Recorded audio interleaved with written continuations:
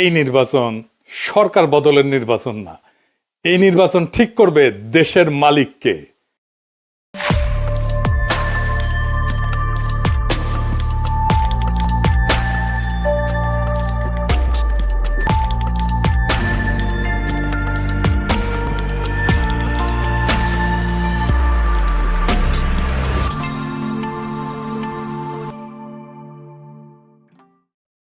এগারো দলের নির্বাচনে ঐক্য হয়েছে, আলহামদুলিল্লাহ।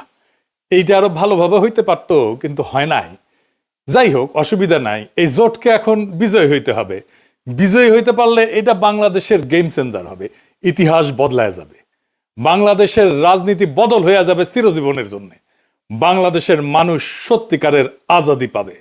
এগারো দলের নির্বাচনে ঐক্য জিতে যাবে, হ্যাঁ জিতে যাবে। এইটা কওয়া যেতে পারে পিস অফ কেক, আপোষে ঘটতে পারে যদি তারা রাইট স্ট্র্যাটেজি নিয়ে মাঠে থাকতে পারে। আর মাত্র 3টা সপ্তাহ। নতুন বাংলাদেশের দিশা দেখাইতে হইলে আপনার একদম নতুন স্ট্র্যাটেজি নিয়ে আগাইতে হবে। আমার স্ট্র্যাটেজি কলে ফুল প্রুফ, বন্দুকের গুল্লি মিস হইতে পারে, আমার স্ট্র্যাটেজি মিস হবে না। কিন্তু মুশকিলটা হইতেছে, আমি যেহেতু জোটের কেউ না, আমি তো হরিদাস পাল, তাই আমার এই ইউটিউব বানাই কইতে হইতেছে যে কেমনে এই স্ট্র্যাটেজিটা ইমপ্লিমেন্ট করবে। তাতে একটা মুশকিল আছে, এটা তো যায় না যাবে প্রতিপক্ষ। আসলে প্রতিপক্ষ যায় না যায় বা বুঝা যায় আপনি কোন স্ট্র্যাটেজি নিতেছেন, এটা প্রতিপক্ষের বুঝতে তো সময় লাগবে না, তাই না? একেবারে বেকুব না হইলে। তাই এই স্ট্র্যাটেজি কয়া দিলেও অসুবিধা নাই। 11 দলীয় জোট এটা যদি অনুসরণ করে ভালো, না করলেও সমস্যা নাই। অনেকে শিখা যাবেন কেমনে জাতীয় ইলেকশনে জিতে আসতে হয়। নির্বাচন আসলে অগলের মাথায় আসে একটা নির্বাচনী ইস্তেহার বানাইতে হবে, লেখা লাগবি। 2018 সালের ইলেকশনে তখন ঐক্যফ্রন্টের ইলেকশন কাজ করতেছি লুকায় থেকে, মানে আন্ডারগ্রাউন্ডে থেকে। আমি ঐক্যফ্রন্টের বুঝাইতে পারলাম না যে ইস্তেহার একটা ভুয়া জিনিস। ইস্তেহার আপনারে ইলেকশনে জেতায় না, জেতায় অন্য কিছু। এই ভূখণ্ডের রাজনৈতিক ইতিহাসে 2টা নির্বাচন ফেনোমেনাল হয়েছে। একটা 70-এর নির্বাচন আর 91 নির্বাচন। একটা মুজিব জিতছিল, আর একটা জিতছিল খালেদা জিয়া। মুজিবের 70-এর নির্বাচনে জিতাইছিল কি কন্ত 6 দফা স্বায়ত্তশাসন, তাই না? 91 খালেদা জিয়া জিতাইছিল কি? উনার একটাই কথা, ওদের হাতে গোলামির জিনজির, আমাদের হাতে স্বাধীনতার পতাকা। এই কথাটা, এই যে 6 দফা আর স্বাধীনতার পতাকা, এটা কি নির্বাচনী ইস্তেহারে লেখা ছিল? না, লেখা ছিল না। তাহলে এটা কি যা এত সিম্পল, এত ছোট, অথচ এত পাওয়ারফুল? কি এটা? এটা হইতেছে স্ট্র্যাটেজিক ডক্ট্রিন। নতুন কথা মনে হইতেছে, আগামী নির্বাচনে 11 দলের স্ট্র্যাটেজিক ডক্ট্রিন লাগবে একটা, যদি জিততে চায়। আজকাল আলাপ সেই স্ট্র্যাটেজিক ডক্ট্রিন নিয়ে আসেন। আগে বুঝে নেই কেন স্ট্র্যাটেজিক ডক্ট্রিন ইস্তেহারের চাইতে অনেক বেশি গুরুত্বপূর্ণ। আর স্ট্র্যাটেজিক ডক্ট্রিন আসলে কি, এর হাতি না ঘোড়া? আসেন আল্লাহর নামে শুরু করি। ইস্তেহার হইতেছে নির্বাচনের আগে দেওয়া প্রতিশ্রুতির তালিকা, কি কি করা হবে তার ঘোষণা, মূলত ভবিষ্যৎ নির্ভর। আর স্ট্র্যাটেজিক ডক্ট্রিন হইতেছে রাজনীতিকে দেখার দৃষ্টিভঙ্গি, ক্ষমতার উৎসকে সেটা নির্ধারণ করা, রাষ্ট্র কার জন্য, তার স্থায়ী উত্তর একটা স্ট্র্যাটেজিক ডক্ট্রিন। ইস্তেহার বলে কি করব, ডক্ট্রিন বলে কেন করব আর কার জন্য করব। মানুষ এই সমস্ত ইস্তার ফিস্তার বিশ্বাস করে না, পড়েও না। রাজনৈতিক দলের কর্মীরাও পড়ে না, কারণ সারা দুনিয়ার বাস্তবতা হইতেছে প্রায় সব দলই একই প্রতিশ্রুতি দেয়। চাকরি দেব, বেকারত্ব কমাবো, দাম কমাবো, দুর্নীতি কমাবো। কিন্তু মানুষ জানে এগুলো ভুয়া, কিছুই হবে না, কিছুই পূরণ হবে না। ফলে ভোটাররা এই সমস্তকে পাত্তা দেয় না। কিন্তু ডক্ট্রিন ইস্তেহারের এই সীমাবদ্ধতা ভেঙে ফেলে। ইস্তেহার যাচাই হয় ক্ষমতায় গেলে, ক্ষমতায় যে সে করলো কিনা। আমি কিন্তু আওয়ামী লীগের ইস্তেহার নিয়ে বেশ কয়েকটা এপিসোড করছি যে ওরা কোনোটাই কিছু করে নাই, বাস্তবায়ন করে নাই। কিন্তু ডক্ট্রিন যাচাই হয় ভোট দেওয়ার আগেই। ডক্ট্রিন মানুষকে প্রশ্ন করায়, আমি কি এই ডক্ট্রিনের মধ্যে নিজেকে দেখতে পাই? এই দল আসলে আমাকে কি মনে করে? মানুষ ইস্তেহার বিশ্বাস না করলেও ডক্ট্রিনকে চিনতে পারে। ইস্তেহার হয় পরিস্থিতি নির্ভর, আর ডক্ট্রিন সময় স্বাধীন। জিনিসপত্রের দাম বাড়লে ইস্তেহার বদলাবে, যুদ্ধ হইলে ইস্তেহার বদলাবে, কিন্তু ডক্ট্রিন বলে যে পরিস্থিতি আসুক ক্ষমতার কেন্দ্রটা বদলাবে না, ভোটাররা তাতে নিরাপত্তা পায়। ইতিহাস বলে যে দল ডক্ট্রিনে যেতে সে নির্বাচনে যেতে। নির্বাচনের মাঠে ডক্ট্রিন কি করে? 1 নাম্বার, ভোটকে একটা বিল থেকে ঘোষণা বানায় দেয়। ইস্তেহার, আমি ভোট দিচ্ছি কারণ তুমি দিবা আমারে, তাই তো? আর ডক্ট্রিন বলে আমি ভোট দিচ্ছি কারণ আমি জানি ও আমি কে তার কাছে। 2 নাম্বার, প্রতিপক্ষের কথা কেউ নিজের করে নেয়। তার প্রতিপক্ষ যত কথা বলবে আমাদের ফ্রেমে বলবে, এটাই ডক্ট্রিন ঠিক করে। এটা আমরা আগে পরে আরো বিস্তারিত বলবো। ডক্ট্রিন ঠিক হলে ইশতেহার তার বাইরে যেতে পারে না। ডক্ট্রিন ইশতেহারের সীমা টেনে দেয়। আর মানুষের মনস্তত্ত্ব, মানুষ কি বিশ্বাস করে? মানুষ বিশ্বাস করে যে তাকে সম্মান দেয়, যে তাকে ছোট করে না, যে তাকে মর্যাদা দেয়, যে তাকে রাষ্ট্রের মালিক বানায়, তাকে বিশ্বাস করে। আর ইশতেহার বলে আমি তোমার এটা দেব। ডক্ট্রিন বলে আরে তুমি কি দেবো, তুমি তো মালিক। ডক্ট্রিন এটা বুঝায় দেয়। ইশতেহার আপনাকে গ্রহীতা বা অনুগ্রহ প্রার্থী বানায়, ডক্ট্রিন আপনাকে মালিক বানায় দেয়। মালিক ভিক্ষার উপরে ভোট দেয় না। নির্বাচন তো প্রতিশ্রুতির প্রতিযোগিতা না, নির্বাচন দেশের মালিকানা নির্ধারণ করে। তাই ইশতেহারের চেয়ে গুরুত্বপূর্ণ আমরা রাষ্ট্রকে, রাজনীতিকে, মানুষকে, জনগণকে, রাষ্ট্রের সাথে জনগণের সম্পর্ককে কিভাবে দেখি। নির্বাচনে মানুষ প্রতিশ্রুতিতে ভোট দেয় না, এটা বুঝতে হবে বাংলাদেশের পলিটিশিয়ানদেরকে। নিজের অবস্থানকে যে বুঝাই দিতে পারে তারে ভোট দেয়।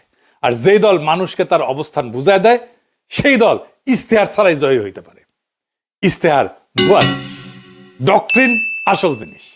তাইলে 11 দলীয় জোটের বিজয়ের লক্ষ্যে স্ট্র্যাটেজিক ডক্ট্রিন কি হইতে পারে? আগে দেখে নেই বিএনপির স্ট্র্যাটেজিক ডক্ট্রিন কি এই নির্বাচনে, বলতে পারবেন? এটা জানা দরকার, কারণ এই বিএনপি স্ট্র্যাটেজিক ডক্ট্রিনকে হারাইতে হবে। কি সেটা? সেটা হইতেছে সবার আগে বাংলাদেশ, আমার আগে আমরা, আমাদের আগে দেশ, সবার আগে বাংলাদেশ।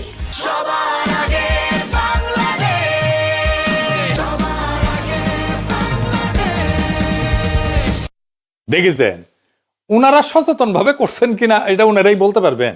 তবে এইটা একটা plain and pure strategic doctrine বিএনপির। সবার আগে বাংলাদেশ এটা কেবল স্লোগান না, এটা একটা ডক্ট্রিনাল স্টেটমেন্ট। এইটাই ক্ষমতার উৎস নির্ধারণ করে। তাহলে এই ডক্ট্রিনাল স্টেটমেন্টের সমস্যা বের করতে হবে। সমস্যাটা কি এই স্লোগানের? সমস্যা বের করতে পারলে এইটারে ফাইট করা সহজ। আর এইটারে ফাইট করতে পারলে বিএনপি পুরা ক্যাম্পেইন কোলাপস করবে। আসেন এটা দেখে নিই, আমরা বিস্তারিত খুঁটায় খুঁটায় দেখব।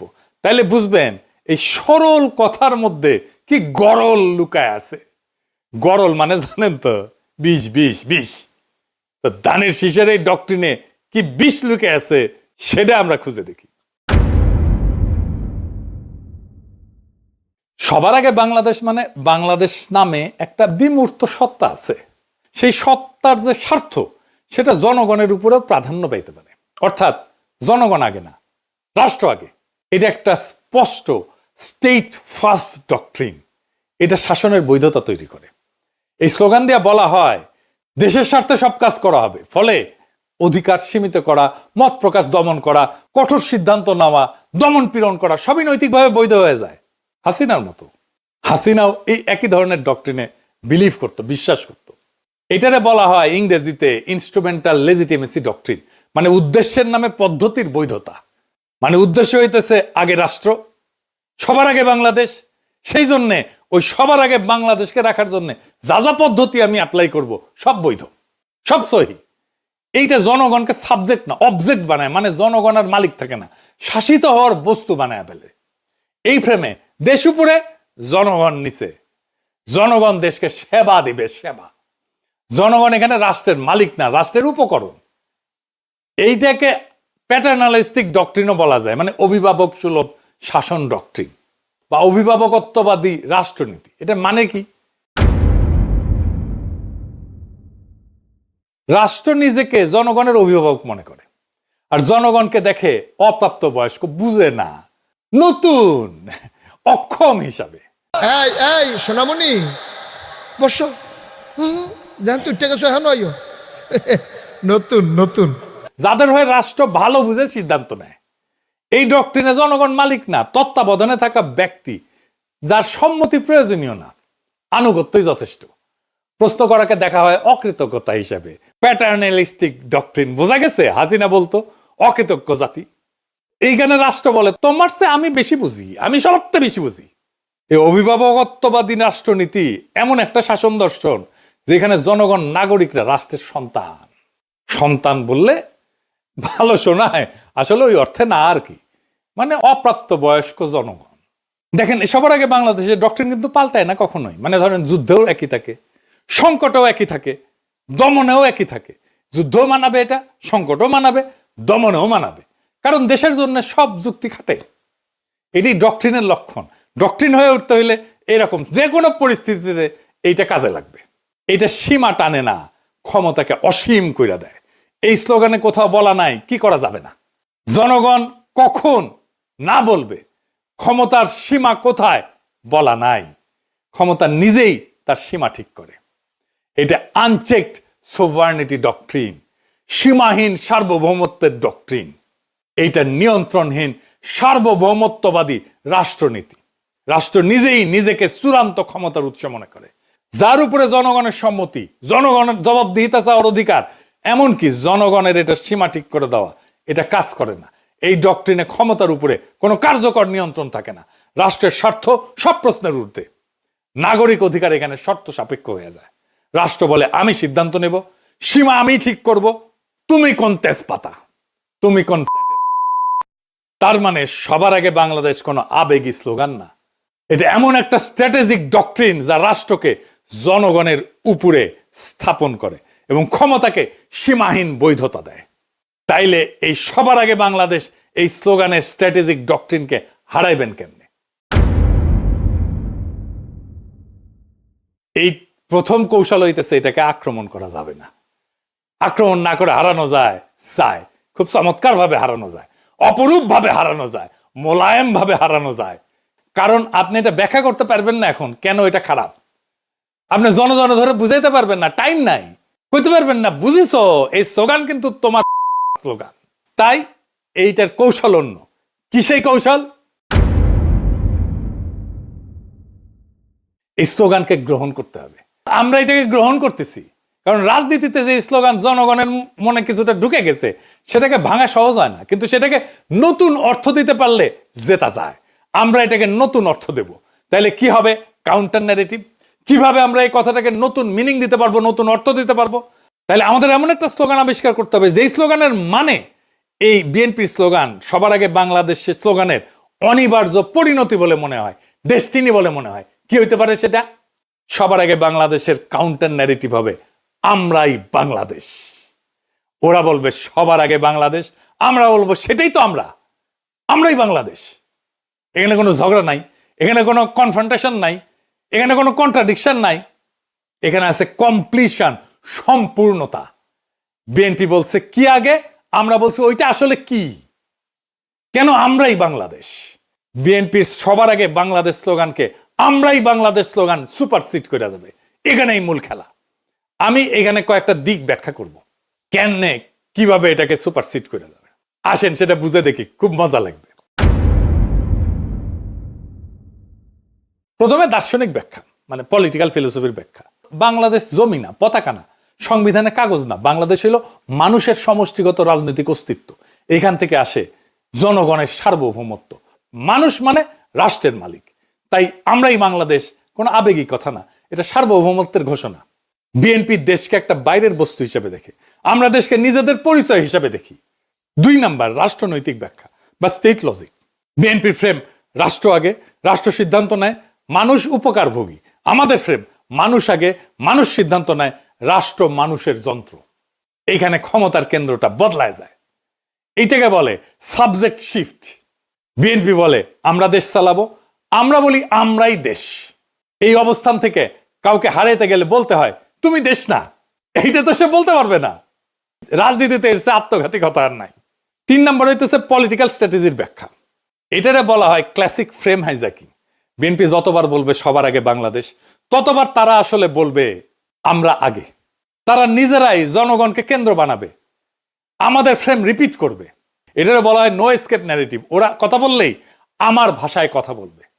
4 নম্বর হইতেছে মার্কেটিং ব্যাখ্যা, পলিটিক্যাল মার্কেটিং আর কি, মানে পণ্যের মার্কেটিং না। বিএনপির স্লোগান অ্যাবস্ট্রাক্ট প্রোডাক্ট সেন্ট্রিক, মানে মানুষ শুধু সমর্থন করে। আমাদের স্লোগান আইডেন্টিটি বেসড, মানুষ নিজেকে এটার ভিতরে দেখতে পায়।